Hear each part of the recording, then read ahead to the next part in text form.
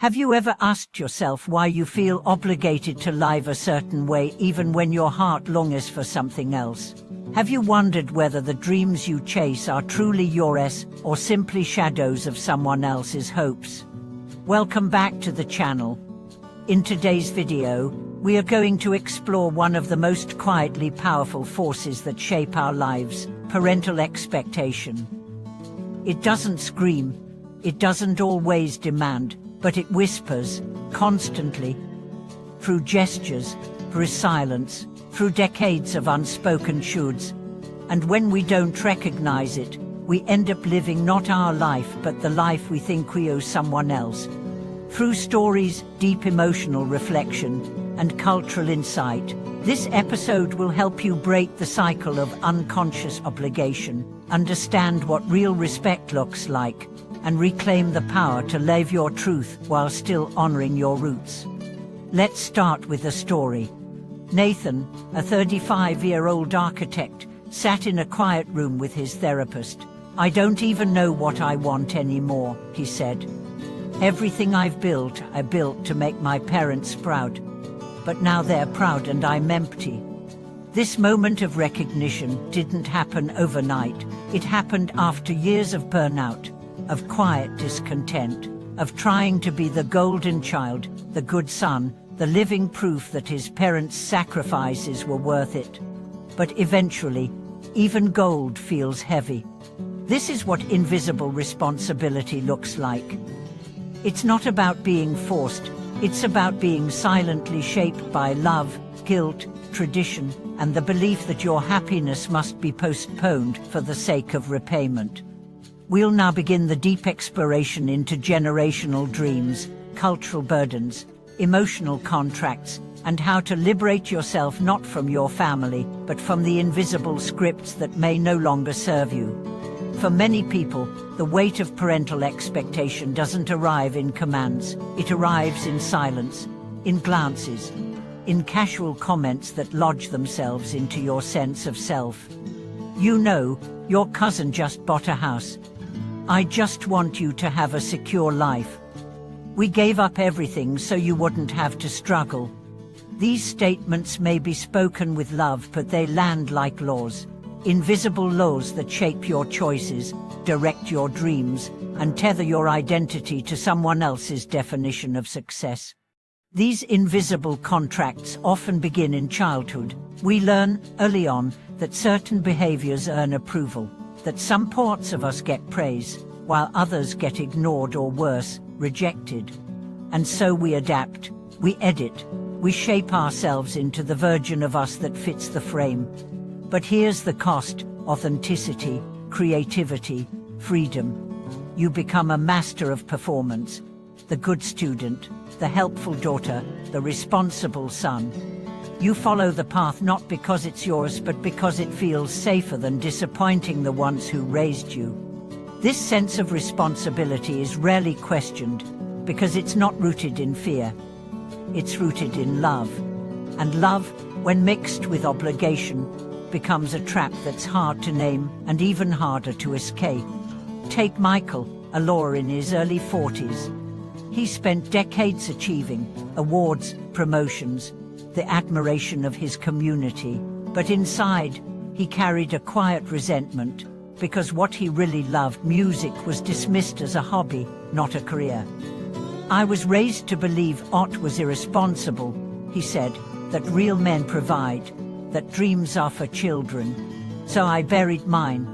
When his father passed, Michael felt not just grief but guilt, because with the man gone, the obligation remained.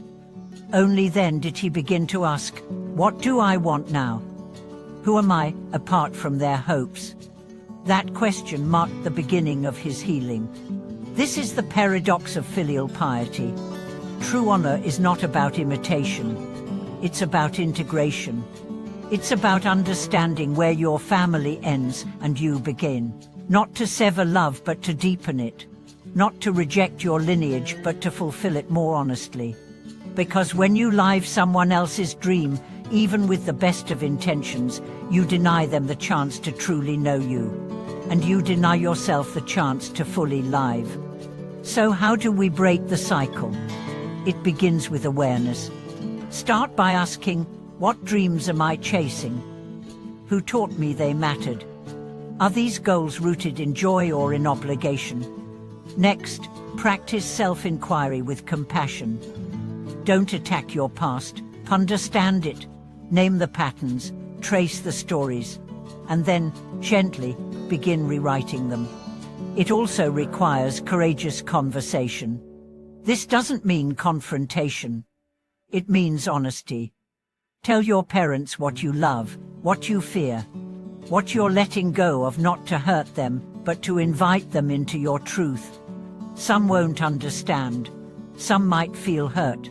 That's okay. Your job is not to manage their emotions. It's to stay true to yours with grace and respect.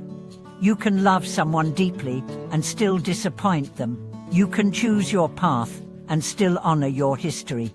And often, in the long run, this honesty leads to a deeper connection, not because you complied, but because you finally showed them who you really are. We'll continue next with stories of reconciliation, identity redefinition, and how reclaiming your life doesn't mean abandoning your family, but becoming the version of you that your family, in their highest hopes, always dreamed you'd become. Please hold while we continue. Reconciliation is not always about rebuilding the same relationship. Sometimes it's about rebuilding yourself so you can relate differently, with less fear, with fewer masks, with more presence. Once you begin questioning the roles you've played, you may experience disorientation. Who am I without the labels of a good son, dutiful daughter, family pride? This is a necessary crisis because it opens the door to a new answer, not one borrowed from others, but one born within. It happened to Claire, a woman raised in a conservative household that equated love with obedience. Her parents had sacrificed everything to build a stable life for her, and she, in turn, became the perfect daughter, high-achieving, self-sacrificing, always smiling. But beneath that smile was exhaustion. At 33, Kaya finally left the corporate job that drained her soul and started a wellness retreat center in the mountains. Her parents were stunned. "What are you thinking?" her mother asked. "All those years of study, and now you're throwing it away." But Claire wasn't throwing it away. She was reclaiming it. She was using everything she had learned, not to prove her worth, but to live it. 2 years later, her parents visited the center. They didn't say much, but as they watched her teach a group of clients with joy and purpose in her eyes, her father quietly whispered, "I see you." Those 3 words became a full-circle blessing. Not because Claire changed her parents, but because she had changed the way she related to them. This is the essence of maturity, moving from needing approval to offering understanding. You realize your parents had dreams too, fears they never voiced, regrets they buried. Their expectations weren't always about control, they were often about fear. Fear that the world would reject you, that you'd suffer, that you'd fall. When you see their expectations as love distorted by fear, compassion enters. And from that compassion, boundaries become easier, because you're no longer rebelling. You're simply returning to yourself with peace. Let's talk about redefining responsibility. Responsibility doesn't mean martyrdom. It means conscious care. It means asking, what can I offer that is true for me? Instead of, what do I owe to keep the peace? Sometimes it means financial support, sometimes emotional presence, sometimes just telling your story honestly, so that your life becomes an invitation for others to reflect on their own. The truest responsibility you carry is to your soul, and when you honor that, everything else falls into alignment, not always easily, but authentically. You also find that the more you live your truth, the more others feel permission to explore theirs. Your freedom creates a ripple. Younger siblings watch you and dare to speak up. Friends see your joy and begin asking questions. Even your parents, in quiet moments, may begin softening into their own unspoken dreams. Because deep down, everyone wants the same thing, not just to be obeyed, but to be known.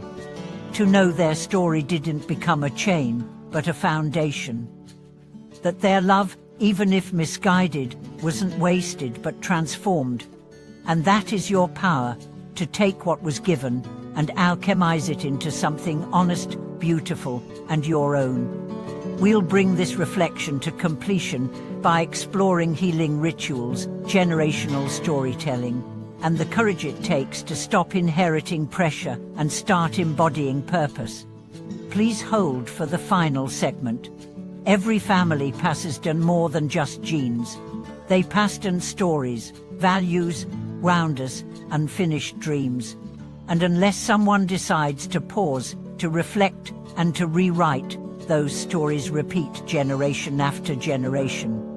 You may be that person in your family, the one who asks hard questions, the one who doesn't follow the prescribed path, the one who stirs the waters, not to destroy but to awaken. And that is a sacred role. Because when you begin to live authentically, you don't just change your own life, you begin to rewrite your family's narrative. You take the silent struggles of your parents and give them voice. You take the burdens that became expectations and transform them into choices. You take the sacrifices and make them meaningful, not by copying them, but by fulfilling their spirit in a new way. This is not betrayal, it's continuation. Real honoring is not mimicry, it's evolution. When you live fully, your parents' sacrifices weren't in vain. They became the fertile ground from which something even more authentic could bloom. Let's talk about healing rituals. Many people carry invisible grief, the grief of unlived lives, not just their own, but their parents, their grandparents, their ancestors. To honor that pain is to acknowledge the depth of your inheritance, but to stay trapped by it is to forget your own life. Healing begins when you create space for both truths. Yes, they gave everything they could, and yes, I still deserve to choose differently. Some light candles, some write letters never sent, some speak aloud to the people who can no longer hear. But the most powerful ritual is to live the life they didn't have the chance to.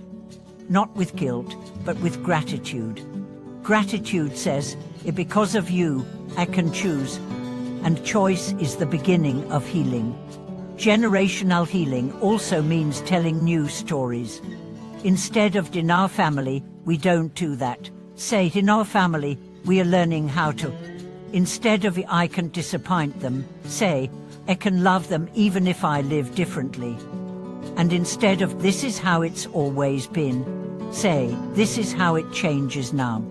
That change begins with one voice, your S. It doesn't require a dramatic rebellion. It starts with small truths. Telling your parents, I love you, but I eat something different.